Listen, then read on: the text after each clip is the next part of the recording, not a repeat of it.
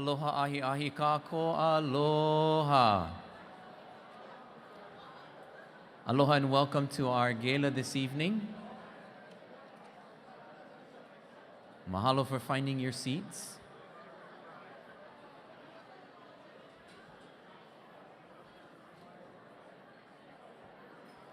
I'll get started in about 15 seconds.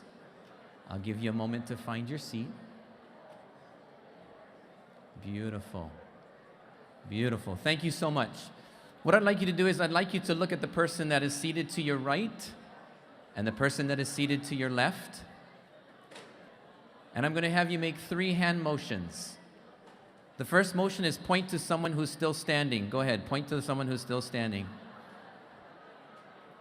All right. Now you realize when you did that, 3 of them were pointing back at you. So that was a reward. Thank you for being seated. So as we begin this evening, our spirit of aloha. I will start with 3 hand motions. Here's the first one. With your right hand, would you make a fist? With your left hand, would you please put it over your fist? That is the first motion this evening as we honor. We're going to honor this evening our heritage. Second hand motion I'd like you to do. Would you intertwine your fingers like this? As we do this evening, this is embracing our diversity. The third hand motion that I'd love for you to do is would you open your hand palms up like this? This evening we share our future together. Now what I'd like you to do is every other person, with your left hand, would you palm down? Right hand, palm up.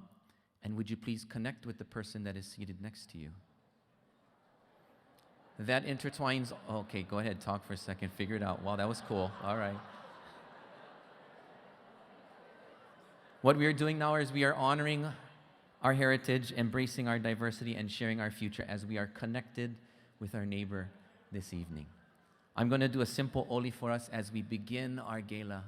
Continue to connect with that person, for in Hawaiʻi, we are all about aloha and sharing the spirit.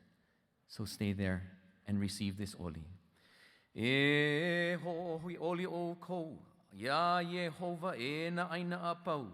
E malama ya Yehova, ma me ka hauli. E hele aku I mua ona me ka oli ana. E ike ho'i o kou, o Yehova ola no ke akua. Na kako I hana, a ole na kako iho. O kona poe ke kanaka hoi kako.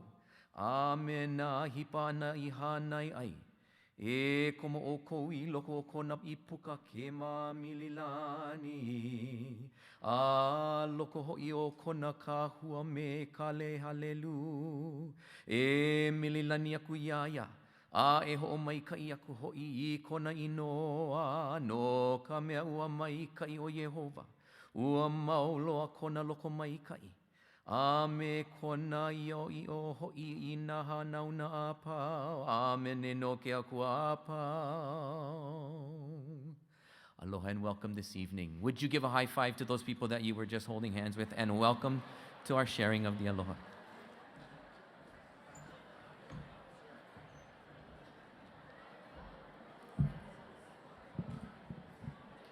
Thank you, Kahu Kekoa, for the beautiful oli. Thank you, Kenny Endo and the Taiko Center of the Pacific for opening the evening's festivities. Good evening and welcome to the Spirit of Aloha Gala. I'm Ken Hayashida, Chairman of JCCH Board of Directors. JCCH's mission is to be a vibrant resource, strengthening our diverse community by educating present and future generations in the evolving Japanese-American experience in Hawaii. These honorees, Christine Kubota, Coach Gerald Oda, and the Honolulu Little League team, Alan Oshima, Len Sakata, Chef Alan Wong, and Carol Hayashino, are exemplary leaders who have shared our Japanese-American values and traditions, plus our Aloha spirit with the world. We are blessed to have them. At this time, I'd like to thank and recognize JCCH Board of Directors. So if the Board of Directors and our Board of Governors could please stand up and be recognized.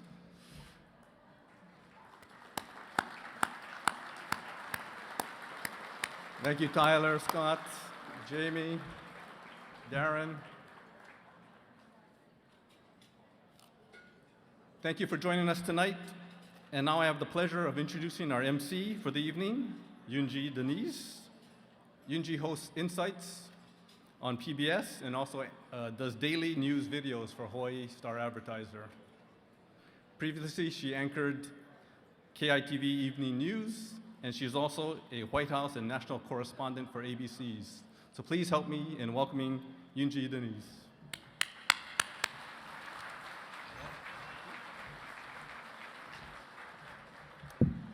Thank you so much, Ken. Aloha, everyone.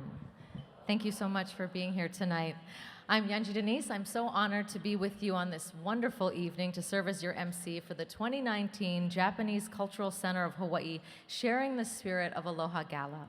Through their years of public service, creative achievements, educational support, and volunteerism, the Japanese Cultural Center of Hawaii is proud to honor the following individuals and organizations who have truly exemplified the spirit of aloha.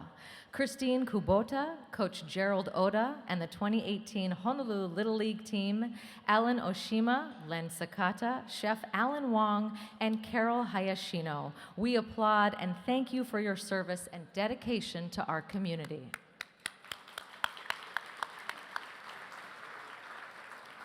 Now, before we pay tribute to our wonderful honorees, I do hope that you enjoyed the reception and had a chance to check out the silent auction. I know I did. There are hundreds of items, Neighbor Island golf packages, some beautiful art. There's certificates for restaurants, wine selections, staycation packages, wearable art, and hopefully my husband buys me some jewelry tonight.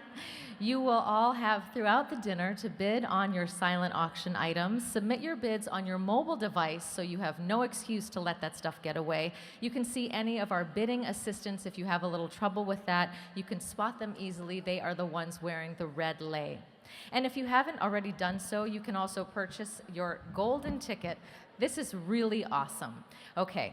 You win a special grand prize. Well, you don't necessarily win. You're eligible to win a special grand prize San Francisco travel package. It includes 2 owner's seat tickets to a 2020 San Francisco Giants game, along with a coveted parking pass, exclusive Gotham Club access, a luxurious 2-night stay at the Palace Hotel, and 100,000 Hawaiian Airlines miles to get you there. And there are only 100 golden tickets for sale for this amazing package, so your odds of winning are pretty good. The golden ticket must be pulled at the end of the evening tonight, and you have to be here to win. All the proceeds from tonight's event support the Japanese Cultural Center of Hawaii's educational programs, cultural programs, and historic preservation efforts. The very reason, of course, we are here tonight. And if you haven't taken part of any of their programs, please do make it a point to do so over the next year or so. I guarantee you will not regret it. Tonight, JCCH joins our honorees to welcome a ballroom filled with family and friends. Let's begin with introductions to the guests seated at the head table. We ask you to hold your applause until the end. Recipients of the 2019 Spirit of Aloha Awards, Chef Alan Wong and Miss Alice Inouye, Mr. Alan Oshima and Miss Joanne Oshima, Mr. Len Sakata and Shane Sakata, Mr. Gerald Oda and Joni Oda, Miss Christine Kubota and Mr. Sadao Takahashi, Miss Carol Hayashino and Mr. Kyle Tatsumoto. Please give them a warm aloha.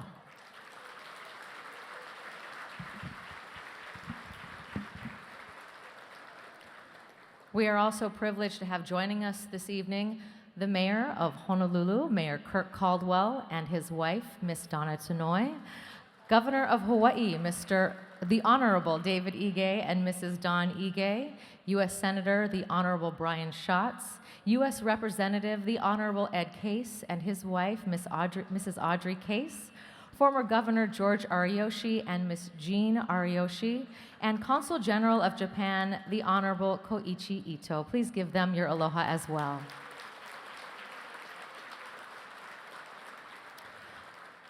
Finally, the people who make all of this happen, our own JCCH leaders at the head table, JCCH President and Executive Director, J.C. Michaelonic, along with JCCH Board Chair Ken Hayashida and Mrs. Donna Hayashida. They have worked tirelessly tonight, them and a wonderful team. We also want to acknowledge some special guests in the audience. And please hold your applause to the end because we have so many special guests. We want your hands not to get too tired. Former U.S. Congresswoman Colleen Hanabusa, Councilwoman Ann Kobayashi, and please do give a wave. Let everybody know where you are tonight. State Senator Glenn Wakai, State Senator Brian Taniguchi, State House Speaker Scott Saiki, State Representative Bert Kobayashi, Honorary Consul General of Japan and JCCH Board Member Art Taniguchi, our wonderful Kahu Cordell Kekoa, 2019 Cherry Blossom Queen Lauren Sugai, President of the Honolulu Japanese Junior Chamber of Commerce Kristen Alm Kamakahi, the Japan American Society of Hawaii's own Reina Kaneko, Arnold Hiura of the Hawaii Japanese Center from Hilo, Bishop Eric Matsumoto from the Honpa Hongwanji Mission of Hawaii, Honolulu Japanese Chamber of Commerce President Wayne Ishihara, Japan American Society of Hawaii President, we read her twice, so nicely read her twice, Reina Kaneko, Wende Abe from U.S.-Japan Council, United Japanese Society of Hawaii past President Faye Shigimura, Teresa Ono from the Japanese Cultural and Community Center of Northern California. Quite a list. Let's give them a warm aloha tonight as well. Thank you to all of our distinguished guests. Thank you for joining us this evening. Now, on behalf of the Japanese Cultural Center of Hawaii, we want to acknowledge tonight's Shogun sponsors for our event: Bayer, Hawaiian Electric Company, Hilo Boys, Island Insurance Company, PAR Hawaii, the Queen's Health Systems, Wing Spirit Incorporated. Thank you all for your generous support.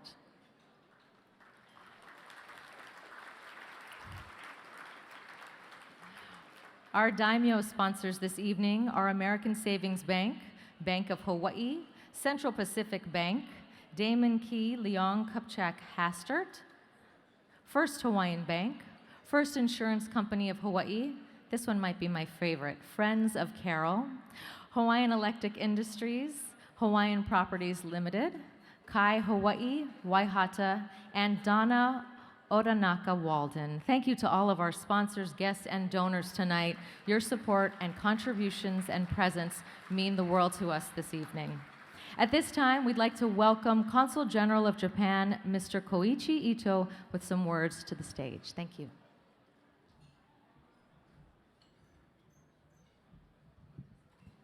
Good evening and aloha. 皆さんこんばんは。I am pleased to join all of you at this year's Sharing the Spirit of Aloha Gala.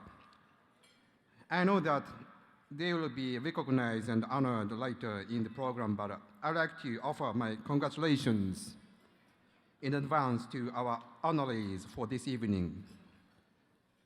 Coach Gerard Oda and the 2019 Honolulu Little League World Series team, Mr. Len Sakata, Ms. Christine Kubota, Mr. Alan Oshima, Chef Alan Won, and Ms. Carol Hayashino. These individuals embrace the spirit and values of the Issei while instilling through their work the importance of giving back to the community. Their collective contributions, whether through the education and the mentoring of our keiki, through the arts, culture, and sports, through community advocacy, or through activities to strengthen the relationship between Hawaii and Japan at the grassroots level, have gone toward building a solid foundation for the local community, and most importantly, toward Hawaii's future. I'd like to take this opportunity to thank the Japanese Cultural Center of Hawaii for their tireless efforts and dedications to recognize outstanding community leaders and their long-standing achievements. And to our honorees this evening, may you continue to serve as an inspiration to all of us and our younger generations. Thank you for your kind attention. Mahalo, nui loa, arigatou gozaimashita. Thank you.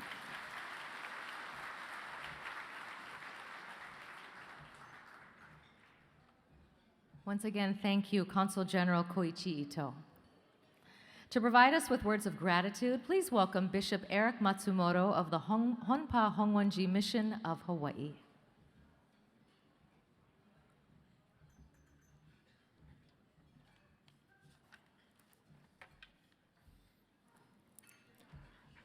Good evening. If you would please join me in a gesture of reverence and respect of your choosing for a moment of reflection and expression of gratitude before this evening's meal. In the nurturing presence of immeasurable life and infinite light, Amida, let us reflect. Right now, are we looking down on our food? It is a Japanese custom of old to humbly express our awareness and appreciation every time before and at the end of a meal. Hence, at the beginning of each meal, we say, "Itadakimasu," or we humbly and gratefully receive this food, to express our awareness of the precious gift of other lives, the plants and animals, which will nourish our bodies and thus enable us to live another unrepeatable day. May we humbly and gratefully live in the awareness that my life is supported by so many other countless lives, including the support we receive from our natural environment. Further, at the end of each meal, there is the custom of saying, "Gochiso sama deshita," which is said in gratitude in the awareness that our host, this evening, the Japanese Cultural Center of Hawaii, and the farmers and fishermen, truck drivers and storekeepers, and especially the chef, cooks, and servers, to name a few, have literally, as the ancient Chinese characters portray, quote, busily ran about on a horse-drawn cart, end quote, to prepare the meal we just enjoyed. We express our gratitude to our host and the staff for their hospitality and care in preparing the meal we enjoyed. As an eminent religious leader, His Eminence Kojin Otani shares, quote, "Everything in the world exists based on interdependency. When we are not aware of this, we tend to think that our own perspective is the only one that is right and just. We're all living interconnected with each other in some way or another. It is extremely unfortunate if we forget that we have this beautiful connection to one another," end quote. Tonight, illuminated and guided by the light of wisdom and compassion, may we become open to wider horizons and deeper perspectives and live each day in a way which will simultaneously benefit both self and others, as have our distinguished honorees. Please join me now to gratefully and humbly look up to our food. Namo Amida Butsu and Itadakimasu. Thank you.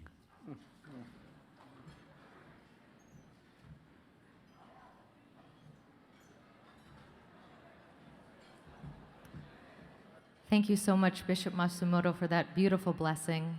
Dinner service, of course, now begins. Enjoy your meal. Remember, the silent auction is open throughout dinner, so we actually encourage you to look at your phones, unlike usual. Keep an eye out on your bids during dinner. Don't forget to get your golden tickets for that exclusive San Francisco Giants travel package. As a reminder, of course, please validate your parking in the lobby and prepay at the pay stations located in the foyer. During your dinner service this evening, we also have a very special musical performance. Please enjoy the alluring sounds from Brian Chang and Shoji Ledward. Thank you and enjoy your meal. All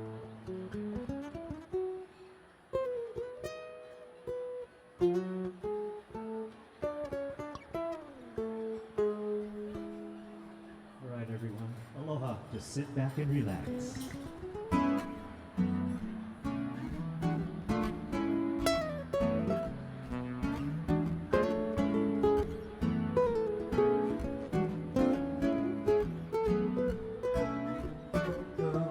Fly with me, let's fly. Let's fly away. If you can use some exotic boots, there's a bar in far, far bay. Fly with me, let's fly away.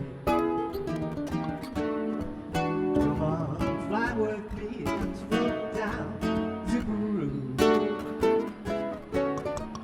In Llama Land, there's a one-man band, and he'll do his food for you. Come on, fly with me, let's go down to the blue. Once I get you up there, where the air is rarefied,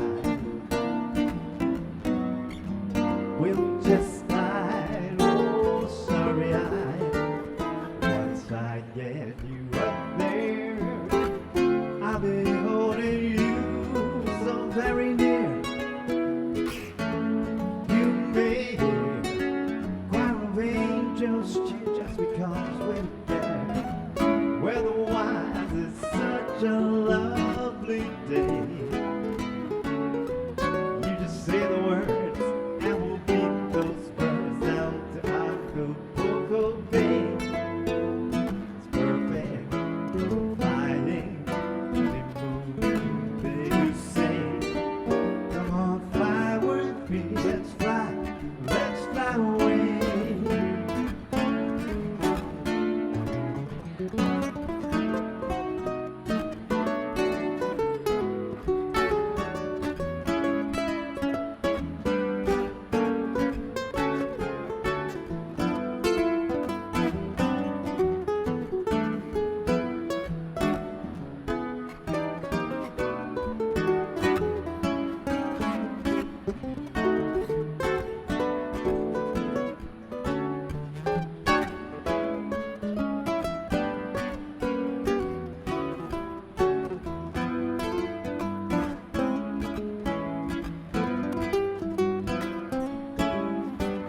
Once I get you up there, where the air is rarefied,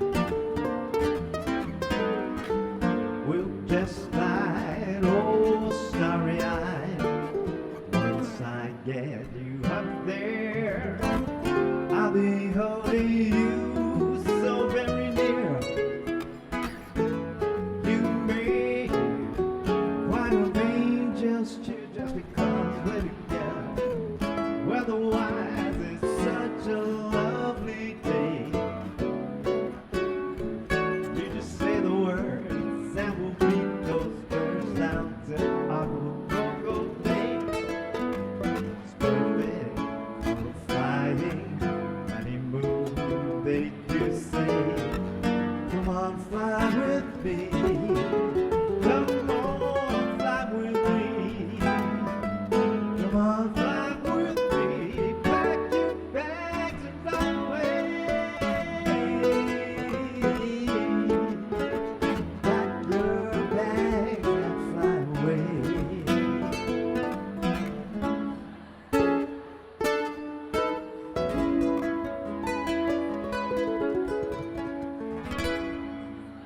Yeah.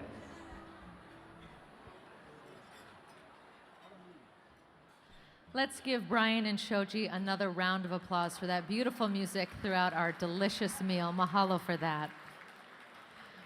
We are at the 35-minute silent auction countdown now, and I want to remind you, you can bid on your phones, and if you haven't figured out how to do that, we totally understand. There are those folks in the lobby with the red lei, and they can help you out. There are still some amazing items, including a lot of sports memorabilia, plenty of autographed baseballs. We also have baseball cards that are signed. I saw an Xbox out there, an iPad. some rounds of golf for Nanea Golf Course, a 2-night stay at the Halekulani, of course, a stay here at the Hilton Hawaiian Village. You could go to Kauai. There's some delicious wine, including a 2016 Cabernet Sauvignon that is highlighted for me to mention here, the Memento Mori. So we definitely want you to go out there and bid, and do buy those golden tickets. I just checked in. They've sold only about 65. They're only selling 100 total. So your odds of winning are very good. And so go out and do that. It's a wonderful way to spend $100 for some great prizes.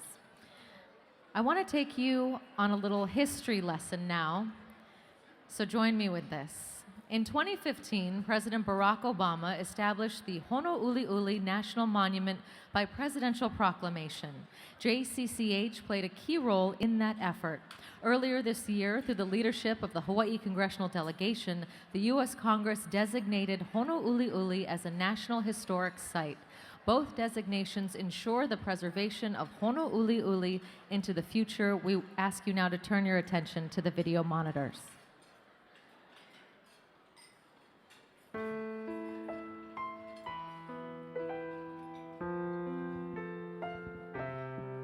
Research and preservation efforts are ongoing at the site of the Honouli'uli internment camp.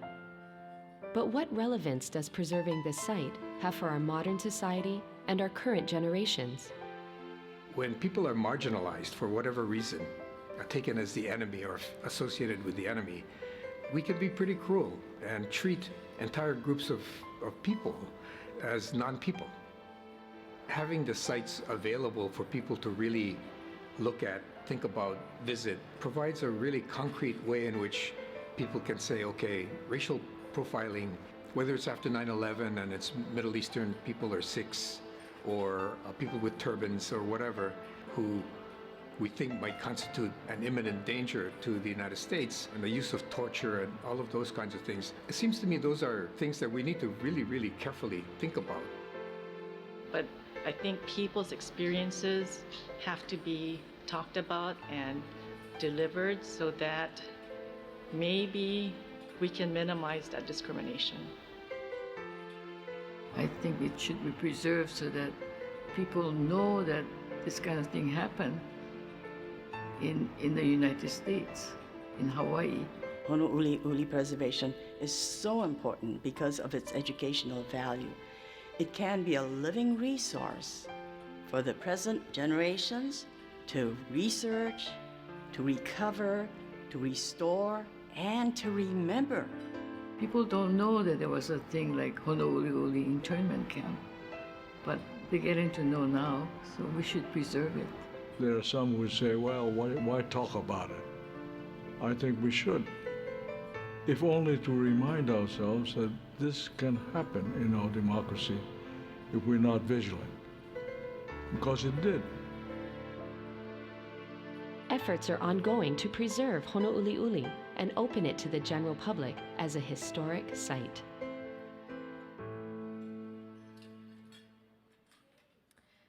The Honouli'uli National Historic Site began in 2007 with a pledge to preserve the historic site from landowner Monsanto Hawaii, now Bayer. In 2014, Monsanto donated 123 acres to the federal government to ensure its preservation, and in the following year, the Honouli'uli National Monument was established.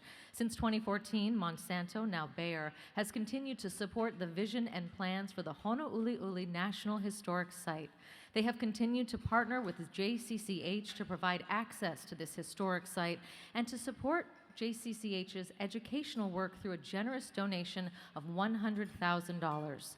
It's through their support that JCCH was able to create the Honouli'uli Education Center, produce the new documentary Voices Behind the Barbed Wire, and publish Resilient Spirit, Voices of the Internees. On behalf of the JCCH Board of Directors, we'd like to thank Bayer for fulfilling its pledge to the community to honor the history of Japanese Americans here in Hawaii. So please join me in acknowledging Bayer, and in particular, will Alan Takemoto and Dan Clegg please stand and allow us to recognize you.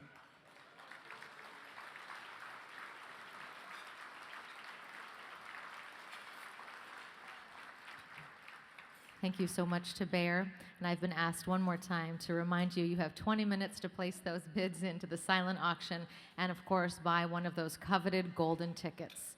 At this time, we'd like to welcome to the podium the Honorable Senator Brian Schatz.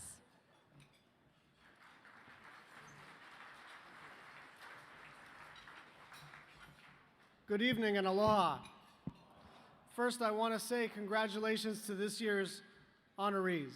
Chef Allen, Coach Oda, and the entire Little League team, Len, Christine, Alan, each of you in your own way has made all of us proud.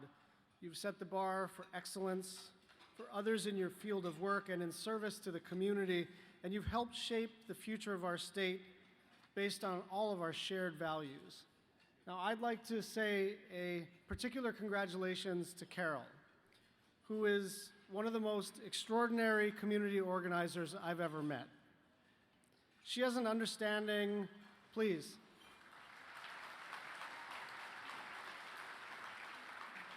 She has an understanding of where people are coming from and of the AJA community, past, present, and future, that enables her to get things done. I know from personal experience that you just say yes the first time because you don't want to disappoint her. She is just a spectacular human being, and she has been at the core of Japanese American leadership in the broader community. And I have confidence that JCCH will remain at the moral and cultural center of our state under JC's leadership because he's extraordinary in his own right. Here's a guy from Indianola, Iowa, who through commitment and passion and talent for listening has earned everyone's trust. He understands that the nature of civil rights and human rights is that we are all in this together, and that's one of the reasons that he's been handed the baton from Carol. Now, my partnership with JCCH came through the work that we all did at Honouliuli, and for me, it reinforced the leadership of the Japanese American community in Hawaii because the people in this room recognize the values of civil rights extended beyond the Japanese American community. And that's why the Honouliuli Education Center is so moving. It allows people to understand the internment camp, to experience it, to picture it physically, and to imagine what it was like to be unjustly interned. By telling the story of the AJAs, it tells the story of Muslims and Jews, of LGBTQ community, of refugees at the southern border right now. In each of these stories, there is a core violation of people's freedom and dignity, and JCCH is there to remind us that we said never again. That sentiment is being tested, but it is because of organizations like JCCH that they remind us what is special about the people in this room, special about the state of Hawaii, and special about our country. So I want to congratulate the honorees and appreciate JCCH tonight. Mahalo. Aloha.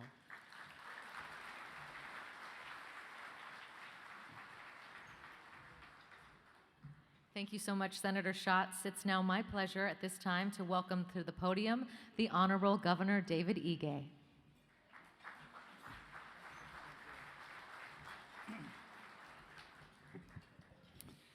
Aloha. It really is a privilege for Don and I to be part of tonight's gala celebration, sharing the spirit of aloha, especially honoring so many outstanding individuals in our community. I just really wanted to thank J.C. Mikalunik and the JCCH Board of Directors for your commitment to continue to celebrate outstanding individuals who truly make our community a community here in the islands. And I especially wanted to thank the staff, the donors, the volunteers for the Japanese Cultural Center of Hawaii. You truly have become the center of so many initiatives here that makes our community better. As you know, last year was the year of Ganemono and the 150th anniversary celebration, and we really want to thank JCCH for your part in that celebration. I do know that the final stone monument that we installed at Honolulu Hale, and thank Mayor Caldwell, for making that arrangement, will truly become a commemoration that all of us can rally to remember where we came from and those who came before us. I'm really privileged to be able to honor and recognize those winning the Spirit of Aloha Awards this evening. You know, for those of you who know Pro City is all about Little League Baseball. It is such a terrific experience for me to have dinner between Len Sakata and Coach Gerald Oda, the two people who have made it to the World Series. You know, Len Sakata, the first Hawaii born and raised player, to demonstrate to all of our young people that you can achieve at the highest level. And Coach Oda, who really taught us about winning with graciousness and being humble, and really emphasizing and demonstrating in the midst of a couple of hurricanes that could distract our population, how important it is for our children to really have role models to pursue.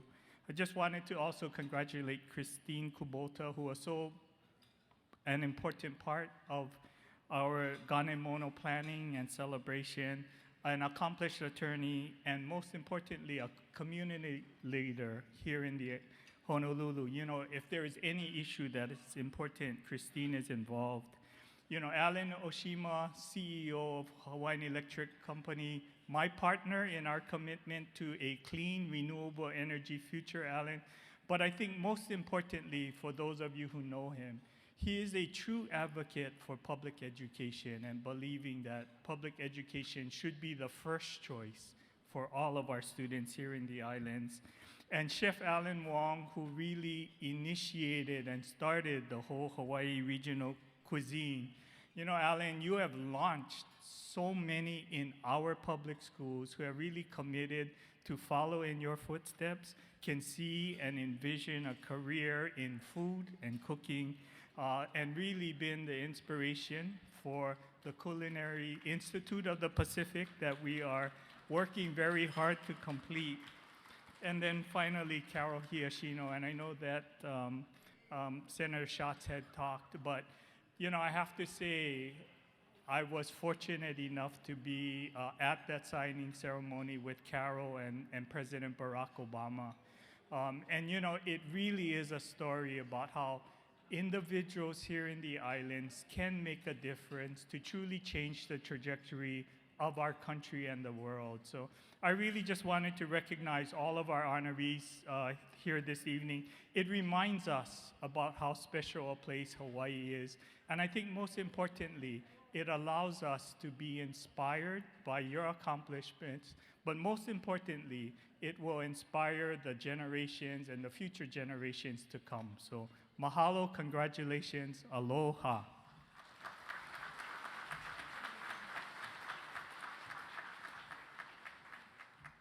Thank you so much, Governor Ige. And now what we all have been looking forward to this evening, as the governor alluded to, be ready to be inspired.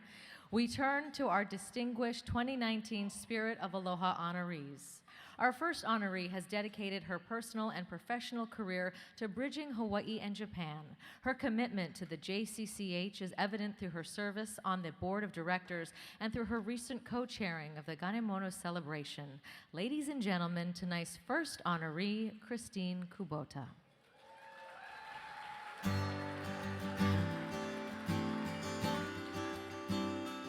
I'm a foreign-born American. My father is born and raised in Hawaii. I went to Japan after the war, met my mother who is Japanese, and fell in love and decided to stay in Japan. I was born and raised in Yokohama, where the Ganemono came from.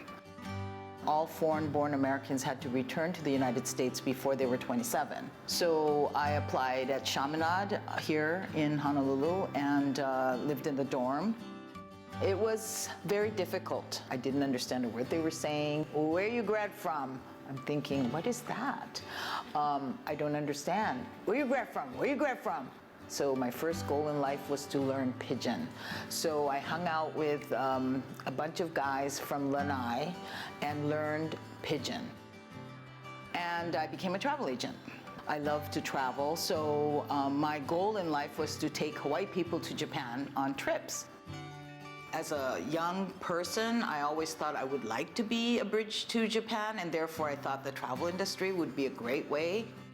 I was bilingual when I came here. A lot of people needed bilingual assistance, translating assistance, so I ended up translating a lot for lawyers. Every time I would translate for a client and for an attorney, I would lose. I used to ask the attorneys, why do we lose? I don't understand. And so one of the lawyers that I worked for said, go to law school. So I said, okay, I will. So at the age of 30, I returned to school.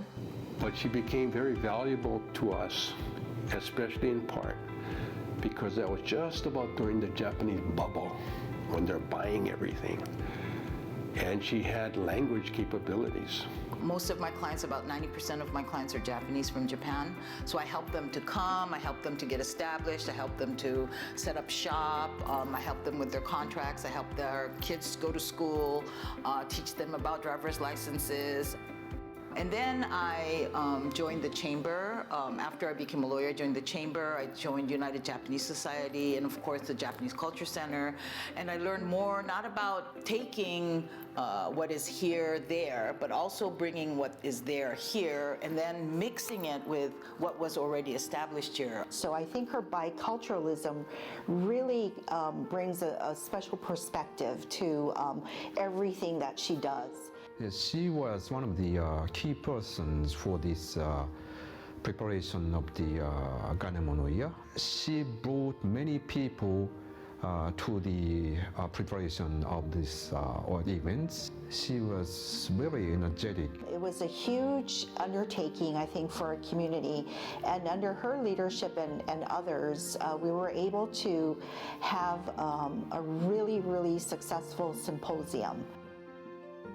The reason why I was motivated is because the more history I read, the more interested it became. And of course, they were from Yokohama, so I didn't know anything about that. So that really inspired me.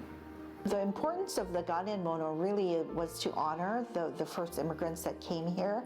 But I think more than that, you know, it really helped us understand how we came to where we are today.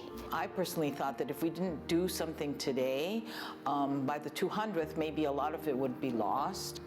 JCCH is honoring Christine because of her deep commitment to the local Japanese community.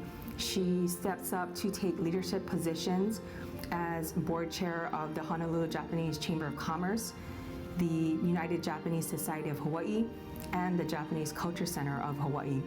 Part of it is because her energy is so infectious. She inspires others to get involved. I myself have been on 2 of the boards that she's actually led. She is Aloha. When people meet her, everybody likes her. A lot of it is because she has a giving spirit. They detect immediately she cares about them. And therefore, that's the spirit of Aloha. You care about me, I care about you, we share. I really wanted to give back to the community, and without the support of my office and my partners, I was not able to do that, so I just want to thank them. Ladies and gentlemen, please welcome Christine Kubota.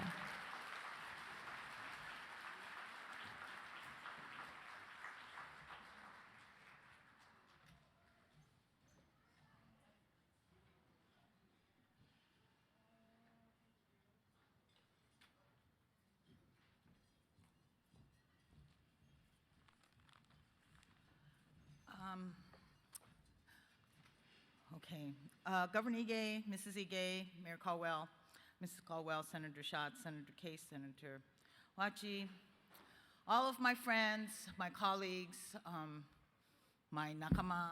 I just watched the video for the first time. Ryan, thank you very much. It was a really great video. Don't you think a little girl from Yokohama, Japan came a long way? Thank you very much, guys.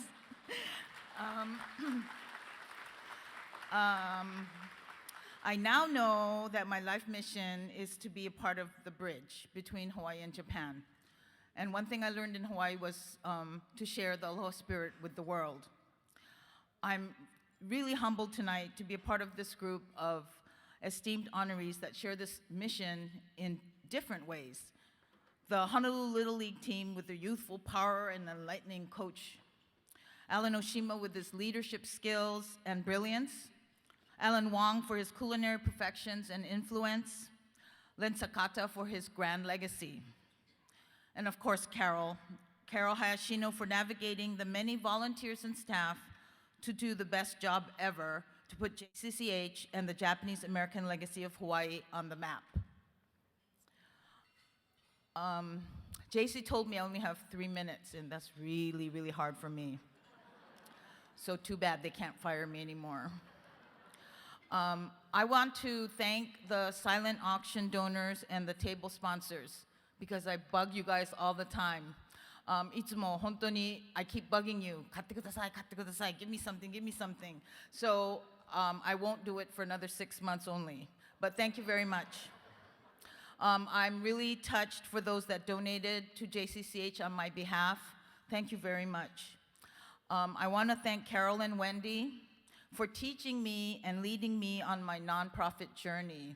Without them, I'm not here. Thank you, Dennis and Damon Key, for funding and understanding that journey.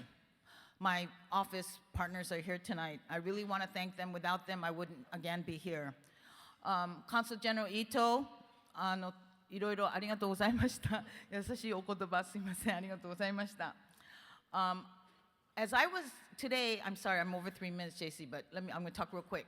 As I was in the foyer today, I met so many people, JWSF, Pan Pacific, JTB, everybody. I mean, it's all these nonprofit people that I met through the chamber, UJS. It's just so wonderful. I just love it. And I totally encourage all of you to support all nonprofit groups, but of course, especially JCCH. To my friends, fellow board members, and community leaders, thank you for your support and management. And finally, to my family, my honey, although we had a big fight earlier, my 2 dogs, my 3 Bondance Kingyos, my sister, and my mom who passed last year at age 92. She's watching us. I'm sure she's smiling. My dad. And Oji-chan and Oba-chan, the last picture that you saw was my grandmother that I never met, but I just think she's really cool. And for just giving me the most perfect environment from which to learn and share. So thank you all, and aloha.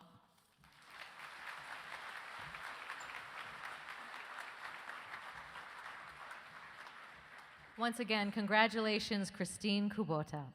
Our next honoree, or rather honorees, epitomize the very best in sportsmanship and integrity. As a team, they made our state so proud and offered a welcome and thrilling distraction from Hurricane Lane.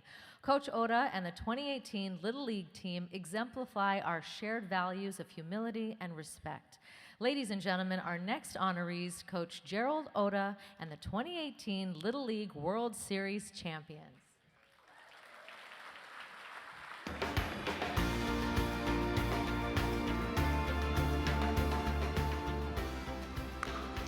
Swings at the first one, sends it deep to right, sends it over the wall. What a start for Hawaii. There you have it. Hawaii wins it. Nuka oi Hawaii. Hawaii is the best. What made this team special is how they work together. They really bought in that whole concept of we greater than me. You know, everyone really understood their roles, and it was amazing that how these kids really bought in and they really stuck together. For over 25 years, Coach Oda has inspired hundreds of players to play with aloha and humility. So I have an older brother, Donovan, that used to play baseball at the University of Hawaii back in the late 80s, early 90s.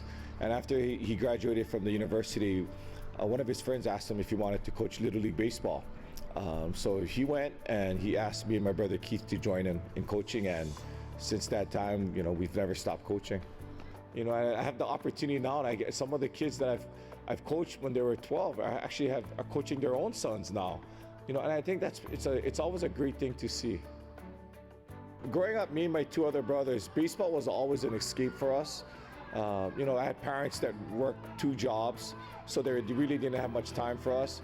But baseball for us was our chance to really be kids and have fun, you know. So when I look back at my baseball career, I wasn't a very good baseball player, but I have a lot of good baseball memories because I had a lot of good coaches growing up.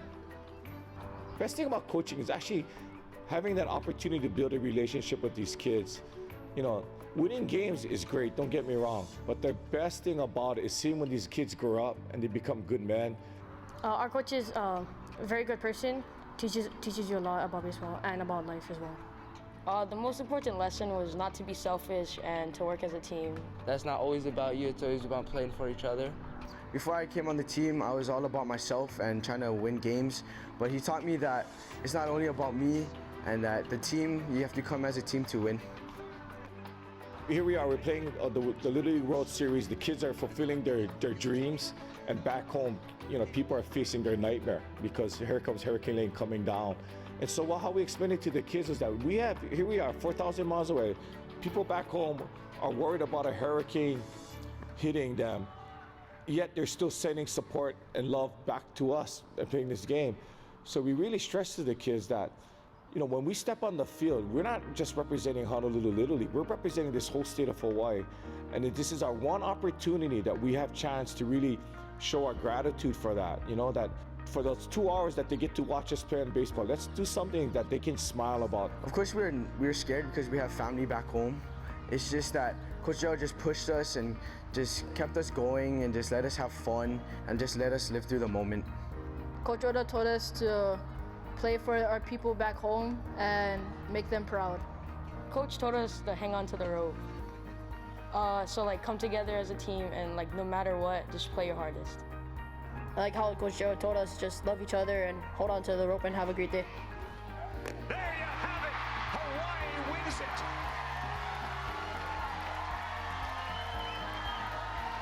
JCCH is honoring Coach Oda and the team not only for winning the World Series, but the way they carried themselves doing it. They were very respectful, very humble, but they still competed very hard and showed the pride. He tells us like to not gloat during games if we win and stay humble. Even when we won the championship World Series game, he told us to stay humble. They just did it with such class, and for kids that age to come out in that way, it really says something about those kids as well as the coach. Because Coach Gerald helped me through a lot of stuff. He helped our team through struggles, and he just was there as a dad for us. The kids gave me the opportunity to coach them, and it's because of their hard work and their efforts that I was able to, you know, be there, you know, with them and help them celebrate.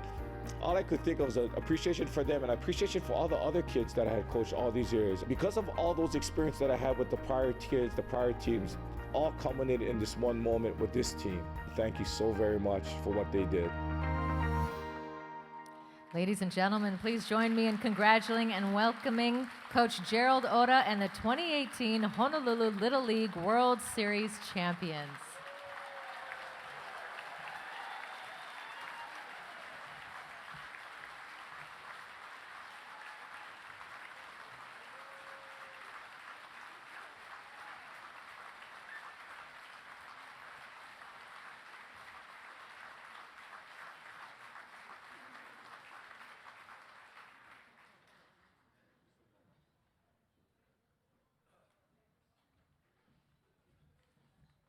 Aloha. So just on behalf of the parents, the players, and the coaches, just want to say how very grateful and thankful we are for the Japanese Culture Center of Hawaii for giving us this great recognition and honor. You know, we're very, I should say, we're not deserving of it because, you know, this is something, what we did was something that I think any person from Hawaii would do. Right before we left on our trip to Hawaii, we had the great opportunity, and you know, the Mayor Cardwell graciously invited our team up into his office. And, you know, at first I thought, 15, 20 minutes max, we're gonna be in the mayor's office and we're gonna be gone.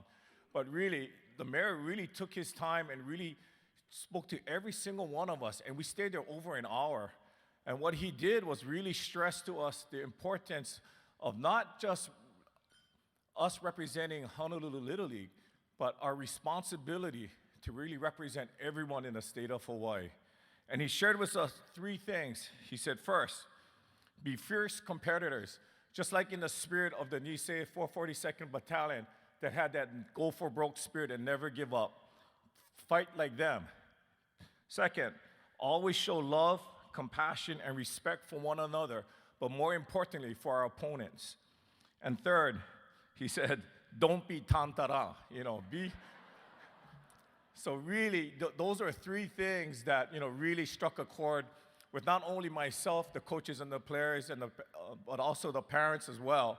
And really, one of the things that don't get recognized enough is that someone once asked me, what was the key to having a great team like this? I said, easily, you find players with great parents. And I think these are the values that these kids actually learn at home. And it was our great responsibility to showcase this to the rest of the world, how great our state of Hawaii is and how we can all become ambassadors of Aloha. So again, thank you so very much for bestowing this honor to our team. Congratulations to the rest of the honorees, and thank you so, so very much for making this a most memorable night for all of us. Much mahalo.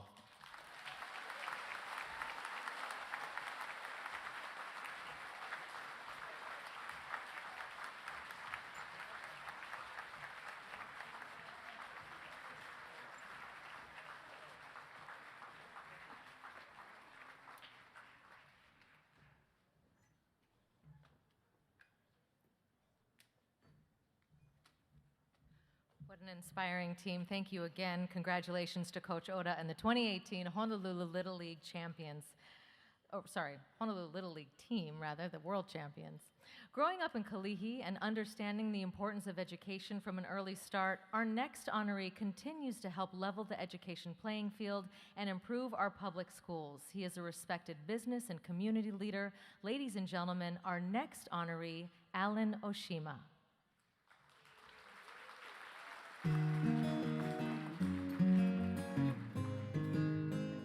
My grandparents came from Japan.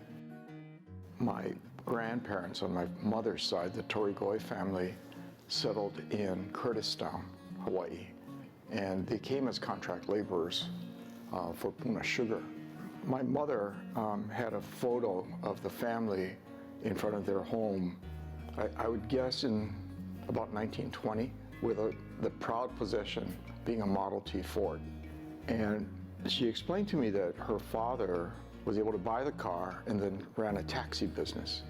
So that was his way out of the plantation. That's what he did. My grandmother was always the one really pushing education. I grew up in Kalihi and a proud graduate of Farrington High School. Growing up in Kalihi, and even back then, the media was very harsh on Kalihi. If you were from Kalihi, then you were labeled as maybe being on the other side of the tracks or not as capable or whatever. And so we fought hard to overcome that. After graduating from Farrington High School, he went to Northwestern University and then served as a Supply Corps officer in the United States Navy, and then got his law degree from the University of California, Hastings College of Law. Well, my family truly values education because of, like many immigrant families, because it was the way out. And so we were all expected to go to college. Oshima now serves as Chief Executive Officer, President, and Director of Hawaiian Electric Company. I think he's a visionary, not only in his own field, but he's a visionary in public education. Alan's support of public education has really been long time and very deep. I'm just amazed at how much he knows about our school system. My father was very community-minded and made sure that we knew that we had to do something for the community also. He brought to light really the importance of public school facilities. So he really focused HIPA on initiating an effort to look at the status of public schools in Hawaii.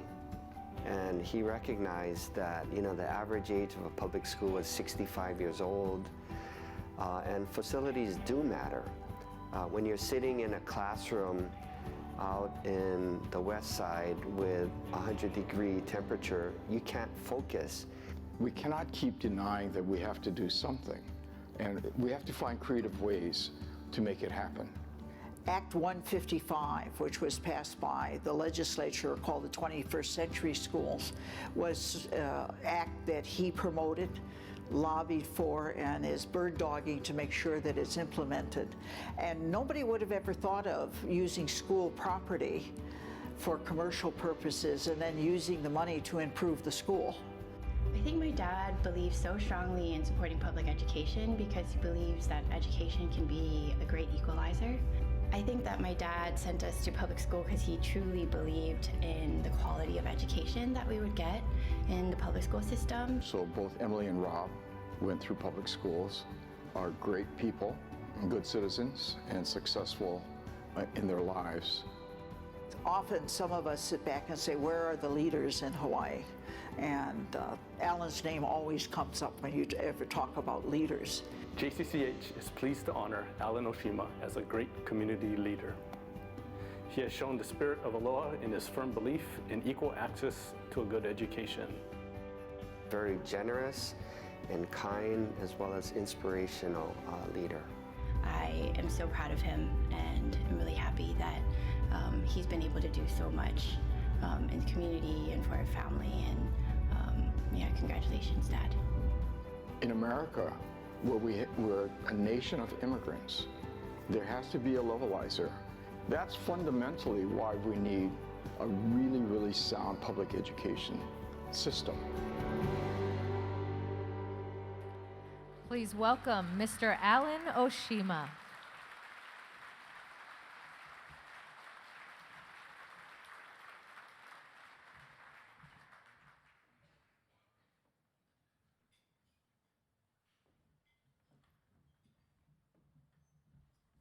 So my daughter Emily must have a lot of power because the sound just couldn't take her.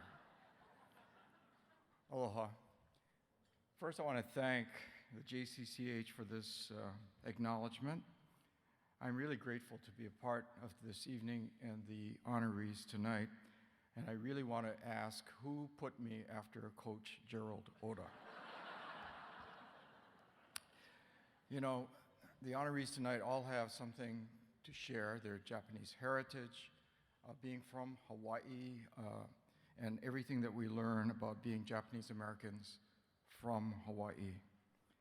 You saw some of my story in the video, and I'll share the rest of the story. You saw my mother's family proudly standing with the Model T in Kurtistown, Hawaii. It was their way out of the plantation. My grandfather started what I understand to be a taxi business. And the statute of limitations has already run on any kind of regulation. I don't know what it took to run a taxi business in Hilo. I'm sure he didn't have all the necessary papers, but it's long gone. 3 of my uncles in that photo stood on the shoulders of 2 of their brothers who stayed back in Hawaii to work so that they could go to mainland colleges. Now, this was in the early 1900s. Masao became a doctor.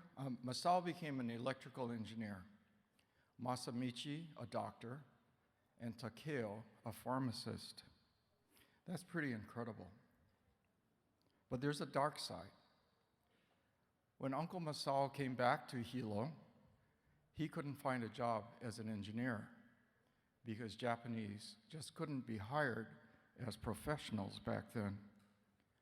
Our generation didn't know about the ceiling because it was never shared with us until Uncle Masao retired as a police officer in Ola'a. He really showed us the meaning of a gaman, persevere, do your best to overcome. Far away in Honoka'a, my father was the son of a widow. He never knew his father because his father died when Dad was 6 months old. So what he knew was that he was poor. Christmas was a bag of nuts and fruits from the Salvation Army. And back then on the neighbor islands, going away to school had a special meaning, not what we think of today. It meant that at age 15, he left Honoka'a to come to Honolulu to find a job so he could attend McKinley High School. He became the yard boy for Dr. Fleming in Liliha. Dr. Fleming's family was very generous. They offered to send my dad to college, but my Oshima Obacha needed him back on the Big Island. So Dad's higher education was working for S. Hata and Company in downtown Hilo in sales positions at S. Hata. He later became a very good salesman, not only from S. Hata, but in jobs in Honolulu, where he met my mother. They started their own business. We lived above the business in Kalihi for many years. We helped our parents throughout, but they made sure that we understood that our job was to get a good education, to go to college, and to help others. We knew we had to make our own way and to work hard. My sisters became teachers, but none made teaching a career.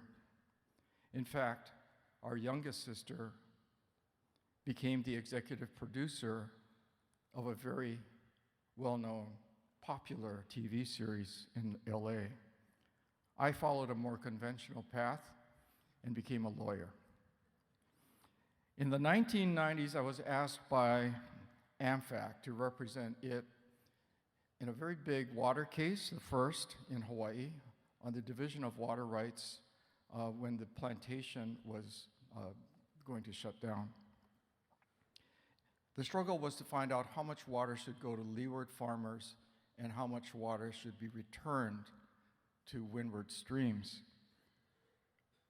My father was glued to the television to watch daytime TV because the hearings were broadcast on Olelo.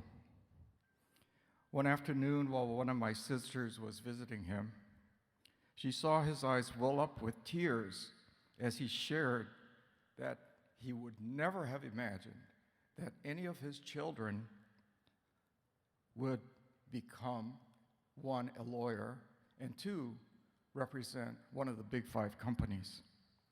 It was unimaginable to him that in just 2 generations, the grandson of contract laborers, the nephew of the electrical engineer who couldn't get a job back in Hawaii because he was Japanese American, the grandson of the poor widow who sent her teenage youngest son to Honolulu to find a job to work his way to get his high school degree, could be representing one of the biggest companies in Hawaii.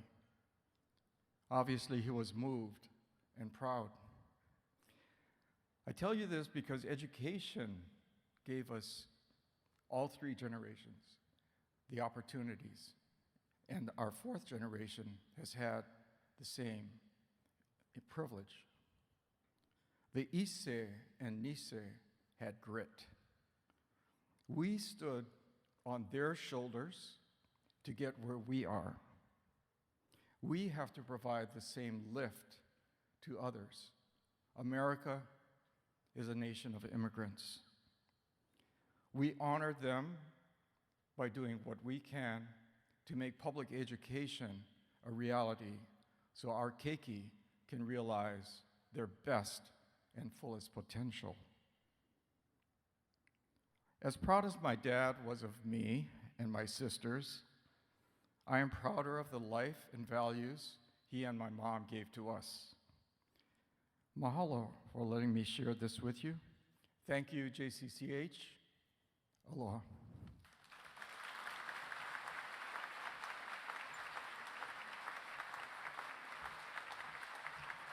Congratulations again, Alan Oshima. It's fitting to have our next honoree alongside the 2018 Little League World Series champions. His success as a Major League Baseball player and manager broke barriers and helped pave the way for generations of Hawaii athletes to shoot for the stars. He is a World Series champion, a coach, and a leader on and off the field. Ladies and gentlemen, our next honoree, Len Sakata.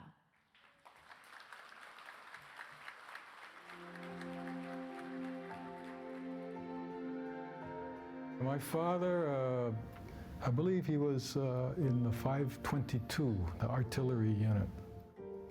He never talked about it, see, he never told me that that's what he did. He just didn't want to talk about World War II. I'm very proud that the last generation gave everybody the opportunity to be what we are today, you know, and I still reflect on that and am very proud of that, yeah. Len Sakata is a third-generation Japanese-American from Honolulu. Sakata was a member of the Baltimore Orioles' 1983 World Series championship team and the first player from Hawaii to play in the World Series. My interest in baseball really was derived from, you know, my uncle, Jack Lodger, was playing in Japan when I was very young, and so when he came home, he stayed with another uncle and would leave his equipment behind. So at a very young age, like 3, 4, 5, I was already, you know, associating myself with baseball by picking up bats and balls and gloves. After playing baseball at Kalani High School and Gonzaga University, Sakata signed with the Milwaukee Brewers in 1974. Sakata was one of the first Asian Americans to play Major League Baseball. But it was difficult for us, especially, you know, being a minority. And that was the way the game, you know, was, and that's the thing we had to accept, you know. But it was a level playing field on the field. I think that was what was most important. You know, Lenny is like the Jackie Robinson of, you know, for Hawaii players, especially, you know, Asian players. He paved the way for a lot of people after him to try to be like, you know, try to play in the big leagues and play in the World Series. So that was special. And then in the bottom of the 10th, with 2 men on and the game tied, who else but Len Sakata delivered the big blow, bringing victory for the little guys. Here's the 1-1. Fly ball down the left field line, and it is gone! Home run! Len Sakata! And the Orioles win this game on a Len Sakata home run to left. Memorial Stadium is going crazy. It's as if we were there with him. And we have a lot of friends that, again, idolize Lenny. At one time, Lenny was considered the best defensive second baseman in the big leagues. So he got to the highest level. First got to meet Lenny when I was playing at the University of Hawaii, and he came out to help us out with some practices, and he actually coached us. And I've always said Lenny played a big part in that building of that program, because Hawaii in the 70s and 80s were a national power. And I thought Lenny played a big part in getting us there. You know, it's not just physicality that allows you to succeed, it's a skill game, and so you have to know how to play it. After an 11-year career in the major leagues, he coached in Japan and California, eventually becoming the winningest manager in the history of minor league baseball's California League. My initial thing of going to college was to become a coach. So as I got better, improved, and I became good enough to play, I decided to go that route first. And then when it came time to retire, I obviously wanted to stay in the game because I love baseball. After his playing career was over and started coaching professionally, he really started working with a lot of young players in the community. He definitely took me under his wing coming out of high school.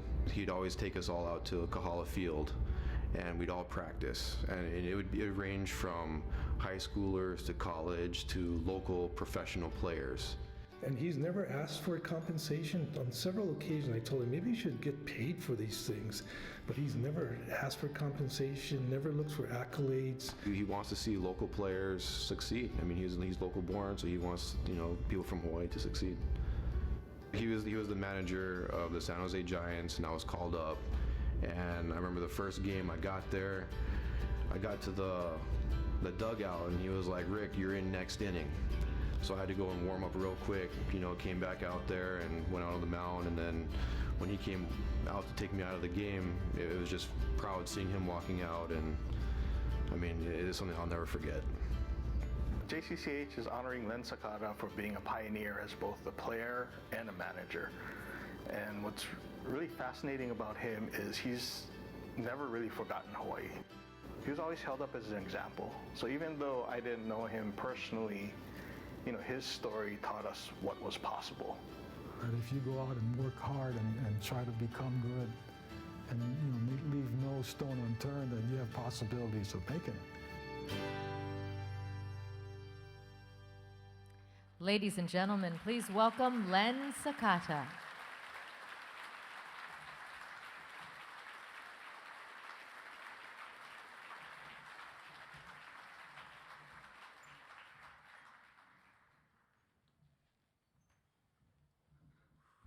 Okay, thank you very much. When JCCH called me, I was thinking that because I'm not a good public speaker, that it would be easy just to go down to Mo'ili and meet 50 people, shake some hands, and then get my box of arare and go home. But this is rather intimidating because I'm not very good at it. I'm almost rather face Goose Gossage at Yankee Stadium that night with the lights off. But I do have a speech written, and of course my wife helped me. And that's important because you know what they say, a happy wife is a happy life. Right? So anyway, first of all, I would like to thank the staff and volunteers of the JCCH, as well as all of tonight's distinguished speakers. Like many of us here tonight, I'm a descendant of immigrants who came here to work on the plantation. They worked incredibly hard to build the foundation we stand on today. I'm most grateful to the men of the 442nd and 522nd. My father was in the 522nd. And for the service and sacrifice that allowed us to pursue dreams that probably might not have been possible. I was inspired by those who preceded me, men like, of course, my Uncle Jack, Bill Nishita, Alan Yamamoto, Wally Onomini, Carlton Hunter, who all played in Japan professionally. I was also impacted by local guys, my amateur coaches, Russian Cabral, Herb Okamura, Masa Yonomini, and of course, Les Murakami. The men I followed to the big leagues also were impactful. Johnny Matias from Farrington, Mike Lump from Roosevelt, and Ryan Kurosaki, my ex-high school teammate from Kalani. All of them and many others provided me with the motivation to dream bigger, and I'm very grateful to them. I'm proud of my heritage and the culture here. I thank you so much for including me with these prestigious honorees tonight. Thank you.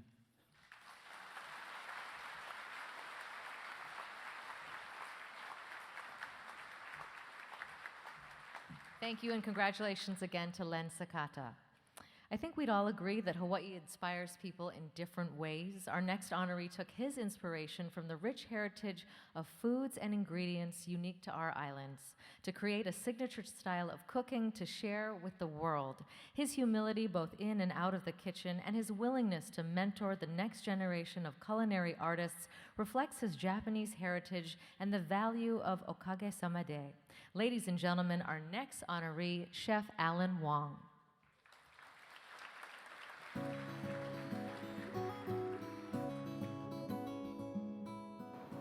My mom was born in Japan and came to Hawaii when I was 5 years old in 1961. So I was born in Japan too. Basically, that is the okage-sama de. Her early struggles being a single mom, coming to Hawaii, living in our Chinese grandparents' house at first, giving us the American education, the American opportunity. I started off as a dishwasher at the old Don the Beachcomber restaurant in Waikiki. And so one day, somebody came to me and gave me some great advice. He says, if you want to be a great restaurant manager or a food and beverage manager one day, you got to know you got to know the kitchen. You see the guy behind there in the line? He can run circles around you because you know nothing about food, you know nothing about the kitchen. And so I went to school at KCC.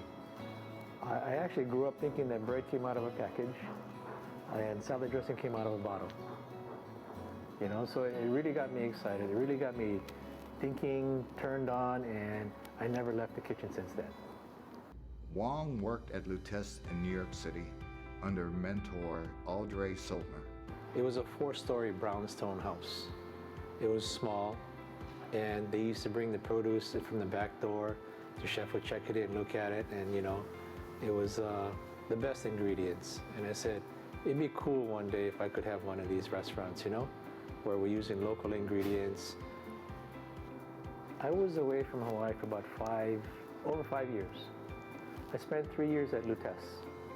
Francis Seeger was the one that took a chance on me.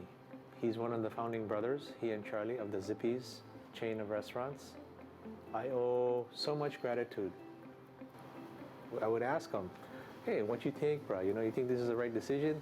No parking, 3rd story, we're breaking all the rules, and even Francis gave me the advice, Alan, don't worry, just cook, they're gonna come. So that's how this restaurant was born on tax day, April 15, 1995. He is one of the original 12 members of the Hawaii Regional Cuisine Movement that brought chefs and farmers together so that farmers will grow and chefs can buy more locally grown foods so we don't have to import as much to Hawaii, and Hawaii can be more sustainable. Why do I like to support local? The biggest one is when you come to the restaurant, I want you to taste Hawaii. So what is Taste Hawaii? Well, we want to feature as much local product, fruits and vegetables and produce from Hawaii. We use the fish from our waters first. Numerous awards and accolades have followed, including the opportunity to cook for President Obama at the annual White House Congressional Picnic. It was a once-in-a-lifetime experience. I would say he's a chef par excellence, but to reduce it to one word is heart. He returns to the community with his heart in fundraisers such as the Hawaii Food and Wine Festival. Through the festival, it's extremely important to Alan that the 200 culinary students who volunteer from the various community colleges throughout the state has the opportunity to rub shoulders and learn from the 120 world-class chefs who come from all over the world to participate.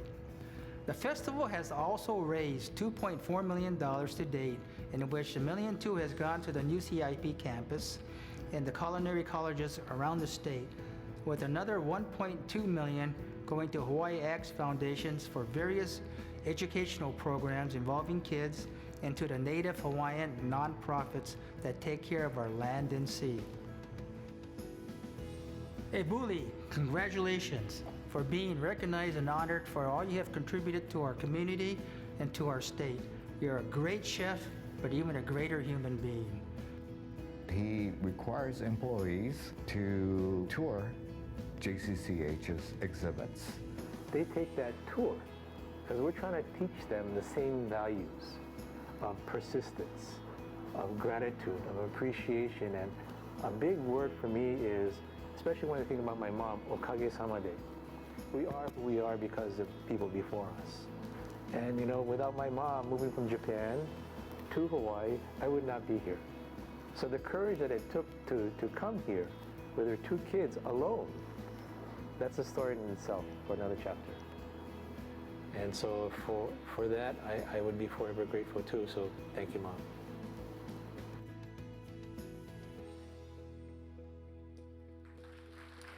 Please give a warm aloha to Chef Alan Wong.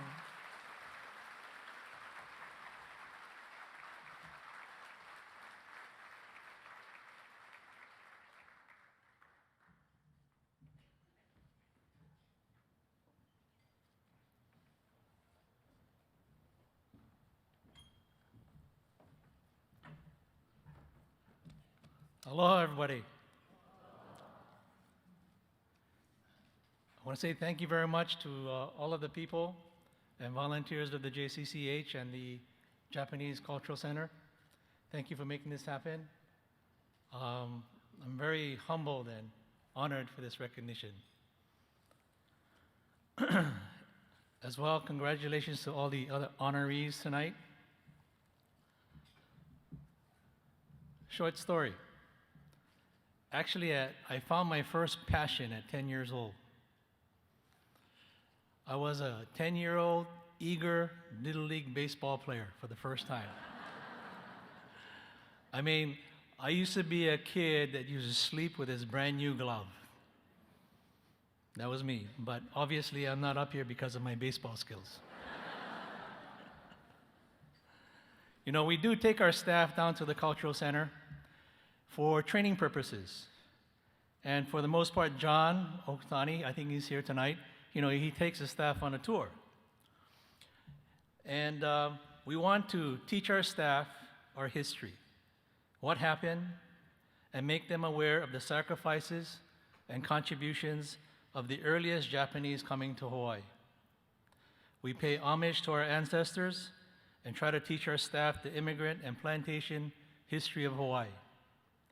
Because it is there that I like to look for inspiration in my cooking style.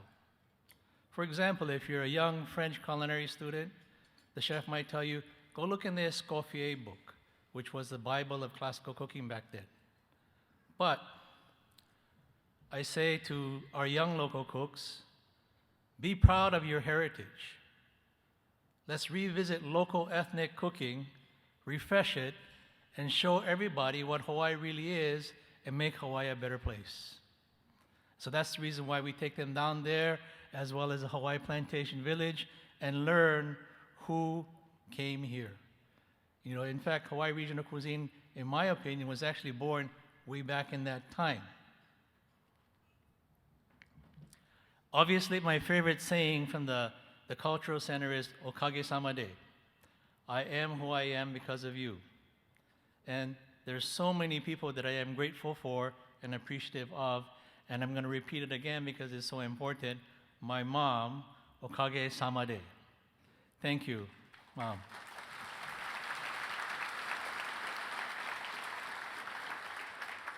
You know, it was a very courageous decision that in 1961 she would take my sister and I, Bev, from Japan to pursue an American education.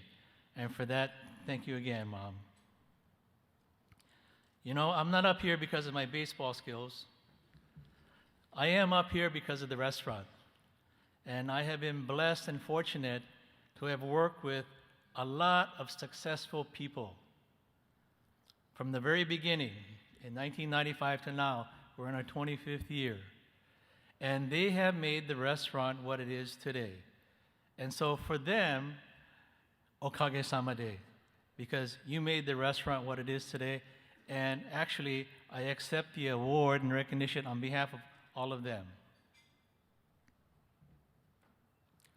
Roy Yamaguchi, thank you very much for those kind words, brother. Did I see a glass in your hand when you did that interview?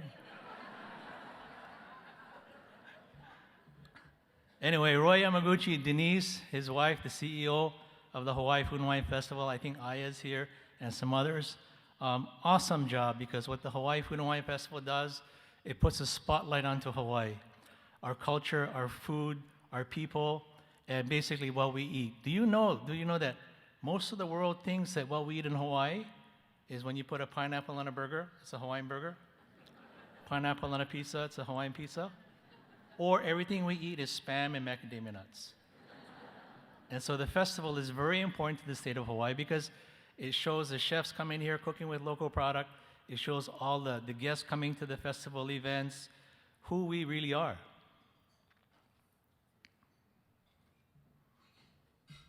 Anyway, I am very happy, blessed and fortunate.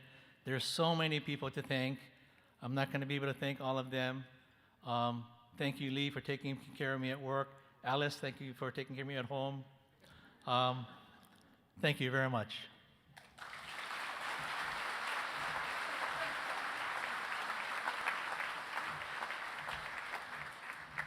Thank you, and another congratulations to Chef Alan Wong. Finally, tonight, we come to the recipient of the Spirit of JCCH Award. From an early age, her awareness of the impact of incarceration of her family during World War II drove Carol to fight for redress, commit to fighting injustice on behalf of not only citizens of Japanese ancestry, but all minorities, and she dedicated the past 7 years to fulfilling JCCH's mission and vision. JCCH is honored to be presenting one of their own with this year's Spirit of JCCH Award. Ladies and gentlemen, Carol Hayashino.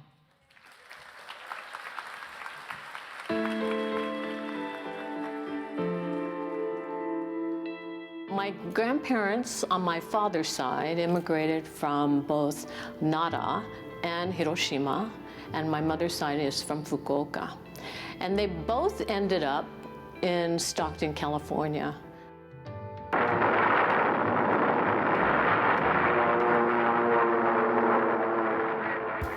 That very day, my grandfather Hayashino was picked up by local authorities, by I think the police and FBI, and he was taken to county jail. And eventually, as all Japanese Americans on the West Coast, they were rounded up, they were sent, they reported to the Stockton Buddhist Church, and then eventually were at the San Joaquin County Fairgrounds, and then sent to Roar, Arkansas. My grandmother gave birth to my uncle, who was the 5th child in the family, in the horse stall.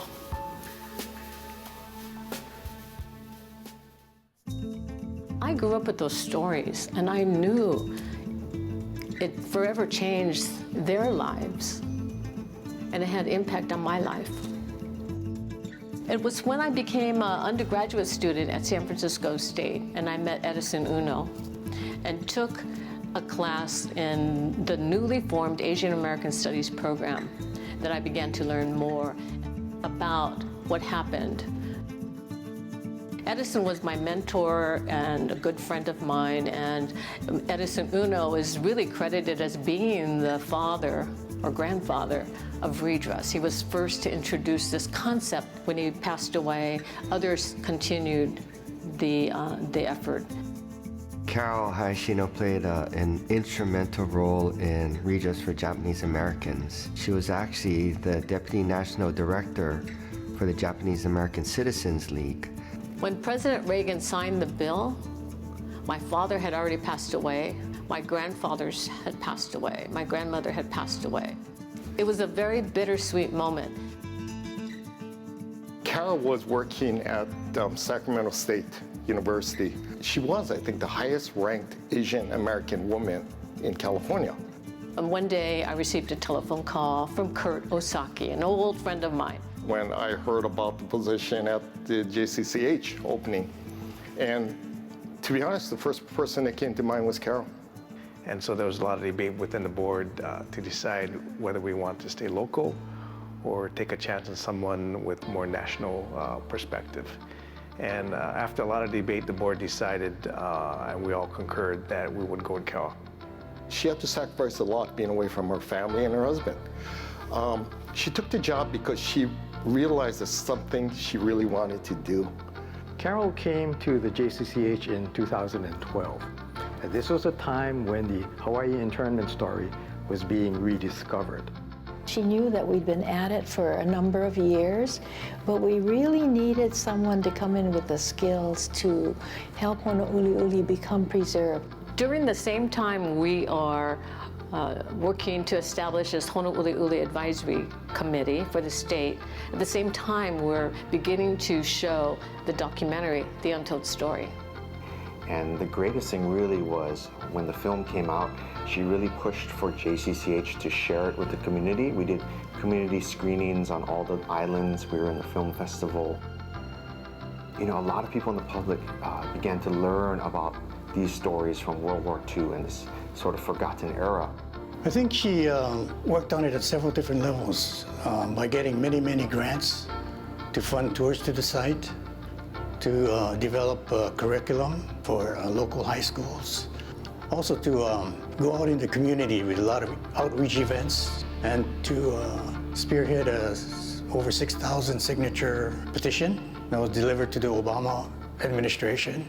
And in 2015, again, through her leadership, her tenacity, was able to get President Obama to designate Honouliuli as a national monument. And this puts us on a more national and global scale. So that to me was very important in what she brought to the JCCH, more than just a local entity here in Hawaii. She brought Ellison Onizuka's exhibit to JCCH. I got to see the moon rock. How exciting is that? And it's bringing the center to a modern day. She was able to keep his story alive, not just for his family, but for our rich history about a very, very prominent Japanese American. Last year was the 150th anniversary of the arrival of Japanese immigrants to Hawaii. And Carol took the occasion to invite a very diverse group of people, over 50 of them, to JCCH to share in the celebration. These were individuals who are living descendants of a single Ghanaian Mono immigrant. Many of them learned the story of Japanese immigration for the first time. And we began then to do interviews of various family members. And it's, you know, it's kind of word of mouth. You talk to one person, it leads to another person, it leads to another person, it leads to another person. And that's how the video and the oral histories of the Ghanaian Mono descendants really began to grow and come together. In 2018, Hayashino personally greeted Japan's Prince Akishino and his wife Princess Kiko when they visited Honolulu to participate in the 150th anniversary of Ghanaian Mono. Taken together, I think the most significant and meaningful aspect of my experience has been meeting all these wonderful people and having the opportunity to work with so many wonderful people, from the staff, from the volunteers, from my friends, whether they were doing graphic design or filmmaking or exhibits. As a community, we worked hard to make a difference. And I think together we brought change. She's a great communicator, a great planner. She just was in the right place at the right time, the right person. Carol made people believe in things, believe in that we could do things that we never expected to do. She took her passion to fulfill her vision for the Japanese Cultural Center. I think she really has courage, because it really didn't matter how difficult. She would always take it on and work through it. I think she was the perfect person for the Culture Center. She was the right president at the right time. I hope that we can still have a little piece of Carol in Hawaii, and hey, maybe she'll do another project that's down the road. I really hope that she'll come back to Hawaii and we can do a few more projects together, because I really feel like there are more stories out there that we need to share. An honor to call you a true friend and sister. She's strengthened the Japanese community in Hawaii, and she's made the Japanese community in Hawaii and JCCH relevant not only in Hawaii, but nationally and internationally with all of the projects that she's worked on. All these stories and historical activities are now a part of the Hawaii fabric, and that's really a gift that she's provided to the people of Hawaii.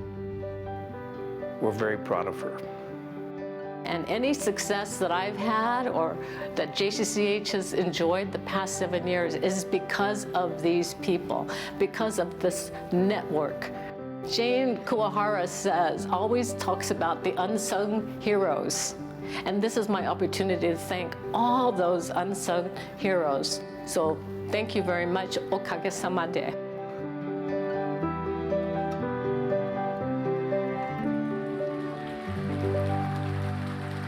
Please give a warm aloha to JCCH President Emeritus Carol Hayashino as we honor her with the Spirit of JCCH Award tonight.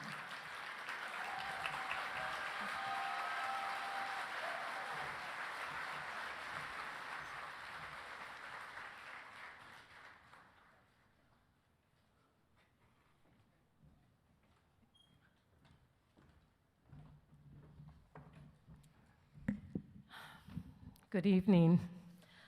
Governor Ige, Senator Schatz, Congressman Ed Case, Consul General Ito, Governor Ariyoshi, my friends, honorees, and friends of JCCH, good evening. The past 7 years have been quite a journey. From the White House to the set of Hawaii Five-0. I became a kabuki star in the first all-woman cast of the Honolulu Japanese Chamber of Commerce's production, New Year's production, Gonen Otoko, and I was the best actor in that year. I shook the hand of President Obama, the hand of Japanese Prime Minister Abe, and I gave a lei to Prince Akashino. I held one of Sadako Sasaki's paper cranes in my hand. Really, memories of a lifetime.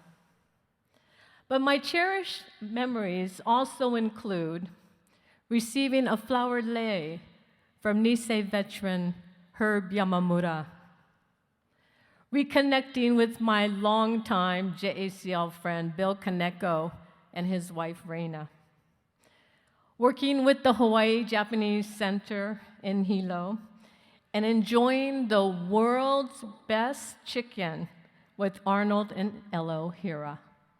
That's true. And listening to George and Willett Tanabe lecture about Japanese Buddhist temples, watching mother-daughter Shira and Shiri Tamura perform at the Kauai Matsuri. Incredible memories. I can still hear the beat of the taiko drum at the special Obon service in Honouliuli. And I can still recall taking Lorna Onizuka and her daughters on a private tour through the Japanese Cultural Center and watching Lorna touch Ellison's flight jacket and check to see what was left in his pockets. Memories of a lifetime. And I'm so grateful to the Japanese Cultural Center. And I do want to thank a number of people, beginning with Kurt Otoguro, Tyler Tokioka, and Brennan Morioka. These were JCCH board members who took a chance on hiring a katonk, an AJA Sansei woman from California, to lead the Japanese Cultural Center. And when I arrived at the JCCH, I was met with a very skeptical staff. They were cautious, suspicious, scared, had doubts about me and the changes I might bring. But we quickly came together as a team. So Michelle, Denise, Christy, Jana, Derek, Lay, Tim, Nate, Audrey, Ken, thank you for hanging in there with me. I share this award with you. The dedication of the staff was matched only by the dedicated core of volunteers, and I'm so honored to have a number of them in the room with me this evening. Jane, Betsy, Claire, Linda, Gail, Mel, Debbie, John, Les, Maud, Kaoru, Yoko, Gail, and Mr. Hayashi. They represent the 200 plus volunteers that work and help us out at the Japanese Cultural Center every day, every week, every month. And it's these volunteers, actually, not me, it was these volunteers that rediscovered Honouliuli. It is these volunteers that run the gift shop, that work the resource center, that have developed curriculum, that have led 6,000 students, children, through our historic exhibit, Okage-sama-de. They've translated and published Families Torn Apart, Haisho Tenten, and Resilient Spirit, 3 publications. And it was the Japanese-speaking docents that led Prince and Princess Akishino through Okage-sama and through the Honouliuli Education Center. So to the Japanese Cultural Center volunteers, thank you. I also had the good fortune to work with and learn from a number of JCCH partners, including Osaki Creative, Edward Enterprises, Monsanto, Bayer, JTB Hawaii, Island Insurance, Big Island Candies, Kauai Cookies, the list goes on and on. Kinetics, Ryan Kawamoto, thank you for your friendship, for your advice and support throughout the past 7 years. And I learned what it meant to be part of the Japanese community in Hawaii by working with community leaders like David Arakawa and Cyrus Tamashiro, Kathy Inkanen, Cherie Tamura, Faith Shigemura, Reina Kaneko, so many of them here this evening, and organizations such as the Japanese Consulate, the United Japanese Society of Hawaii, U.S.-Japan Council, the Japanese Women's Society Foundation, Yu Shinkai, Japan-America Society, and Nisei Vets.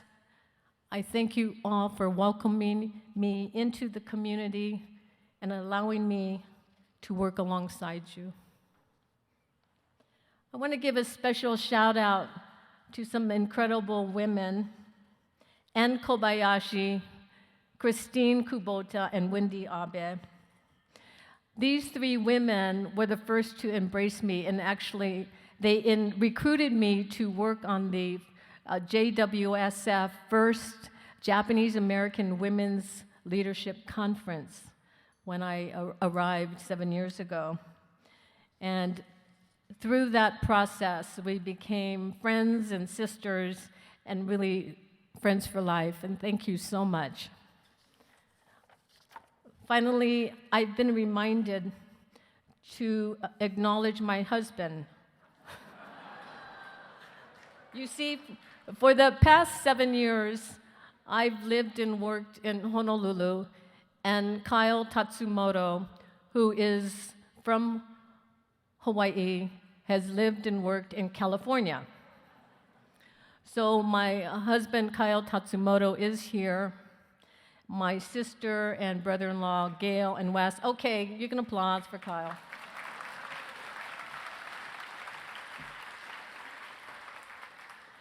My sister and brother-in-law, Gail and Wes, and members of my San Francisco Bay Area Ohana are here as well.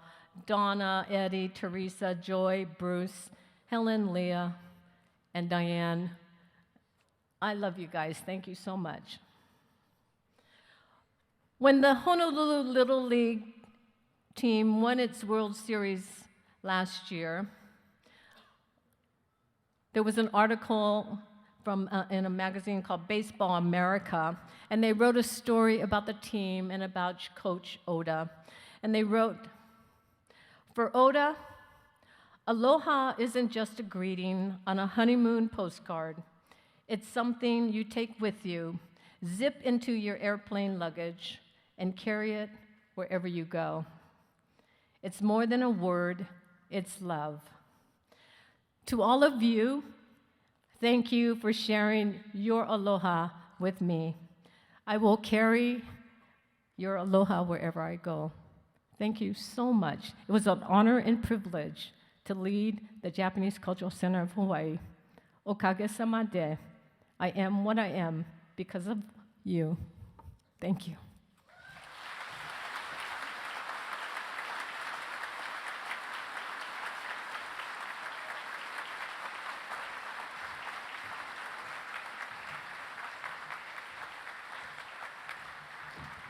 Once again, thank you and congratulations to Carol Hayashino. We'd like to ask all of our 2019 Spirit of Aloha honorees to stand up and please be recognized. Let's give them all one more big round of applause.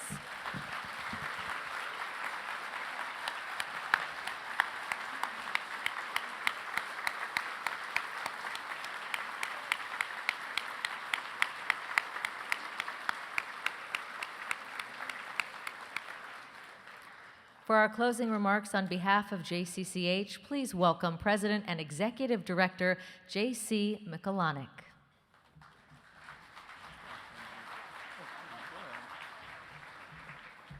Sorry, I'm going to raise this microphone just a hair. First of all, please give Yunji a round of applause. You have been a wonderful MC tonight, and it's so wonderful to have an incredible woman like you up on stage, so thank you. This is a wonderful room. Friends, this evening has been truly inspiring. Many of you have come to sharing the spirit of Aloha for years, many for the first time, but I hope you'll come away, as I will, with a sense of gratitude and hope. We are who we are as a community, as individuals, because of those who came before us. Okage-sama de. I want to thank our Shogun sponsors this year, Wing Spirit, Island Insurance, Hawaiian Electric, Bear, Hilo Boys, Queen's Health, PAR Hawaii. Your support of JCCH and the honorees is truly appreciated. Thank you also to our Daimyo and Bushi sponsors, and thank you to our JCCH staff and devoted volunteers who have worked for months to make this event happen. Thank you.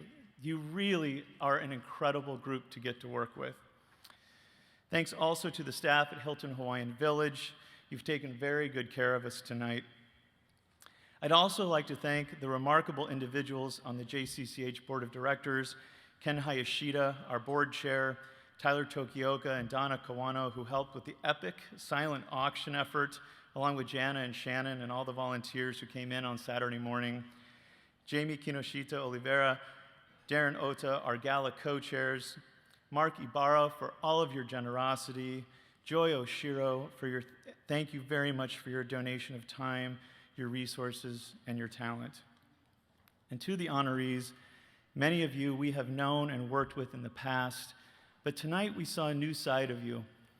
We discovered your roots, where you came from, and hopefully we saw a little bit of you in each of us. You're some of the best that Hawaii has to offer, and your excellence demands us all to do more to improve the community that we live in. Coach Oda and team, Christine Kubota, Len Sakata, Chef Alan Wong, Alan Oshima, and of course, Carol Hayashino. On behalf of JCCH, we thank you. Last year, we celebrated the Ganemono, 150 years since the first Japanese immigrants came to Hawaii. Many of you in this room helped in the years-long celebration, and JCCH honored that history at its gala last year. One of those honorees was Donna Tanoe, and she shared comments that have stayed with me to today.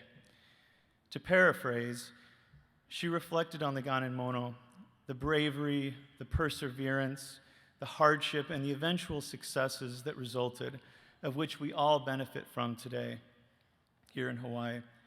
She also called upon us to take account with the world we live in, all of us, the descendants of the Ganemono, the new immigrants to Hawaii, all of us, to make sure we, communally, don't rest on our laurels, but instead reinvest in our community to help those new immigrants to Hawaii find a place and to succeed. And importantly, she called attention to the need to address injustice, whatever form it takes. That is not a simple or singular effort for an organization like JCCH, but it is one that cannot be shied away from. It is one that JCCH going forward must continue to be a part of. Today, immigrant families and children are being detained in facilities, including down at Fort Sill Army Base in Oklahoma, a facility that was once used as an internment or concentration camp for Japanese Americans. In April, JCCH and the National Park Service hosted artist and journalist Setsuko Winchester at the Honouliuli National Historic Site. Her installation of yellow tea bowls at the site drew attention to the ongoing effects of internment and incarceration in our country. This is the work we must continue to do and be involved with, along with continuing the cultural programming and efforts that so many of you have come to know and expect from JCCH. The lives celebrated tonight exemplified the values we all recognize: teamwork, respect, innovation, education, collaboration, entrepreneurship. Let us view these achievements as a challenge to invest in our community and world and embrace our diversity and celebrate our shared future. I'm looking forward to the challenges and new opportunities ahead for the Japanese Cultural Center of Hawaii. I hope we, the JCCH, can continue to count on your support and guidance as we negotiate an exciting future to come. Thank you all very much.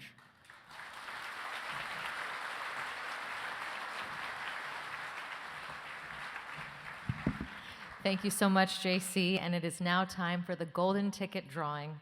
You must be present to win, so please don't leave just yet. Assisting me with the golden ticket drawing tonight is 2019 Cherry Blossom Queen, Lauren Sugai.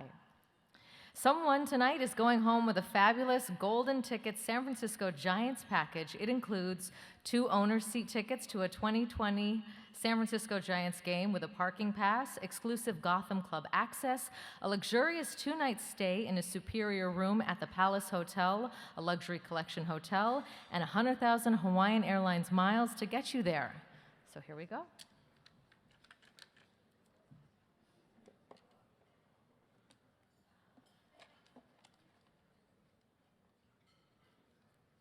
Congratulations to Ryan Kawamoto. He deserves it. He made all those videos. What a wonderful prize. Please come to the stage to accept your award. And congratulations is in order for all of our silent auction winners. The checkout will be open until 9:30 tonight.